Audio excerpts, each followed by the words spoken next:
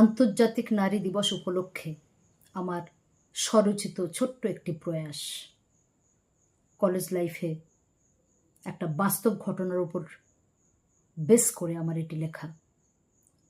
আশা করি আন্তর্জাতিক নারী দিবসে এই লেখাটি সার্থক করবে। নিষ্কলঙ্ক প্রাণবন্ত নারী। ট্রেন থেকে দমদম স্টেশনে নামতেই চোখে পড়ল কতগুলো জমাট বাঁধা লোক।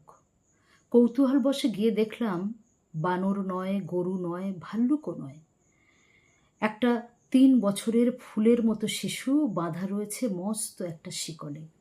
জিজ্ঞাসু দৃষ্টি নিয়ে যখন তাকালাম এদিক ওদিক, কাছ থেকে আওয়াজ এলো, এর মা শিয়ালদায় সবজি বিক্রি করতে গেছে। তাচ্ছিল্য ভরে বললাম, সে যাক, তাই বলে? ছেলেটি শিকল মুক্ত হবার জন্য ওর এই নরম তুলতুলে দুষ্টু দুটি পা আঙুল দিয়ে অনবরত শিকলটি টেনে যাচ্ছে। মনে মনে বললাম, কি মায়াময় এই বন্ধন, কি বিচিত্র এর ভাষা। খানিক পরে একটি মেয়েকে দেখলাম, মনে হয় ওর মা। প্রথমে শিকল মুক্ত করলো, তারপর জীর্ণ ব্লাউজের বোতাম খুলে পরম মমতায় পান করাতে থাকে সুধা।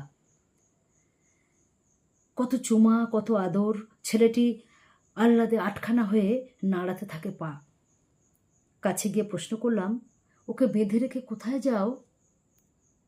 শিয়ালদায়। 2টি পুঁই, পটল আর উচ্ছে নিয়ে।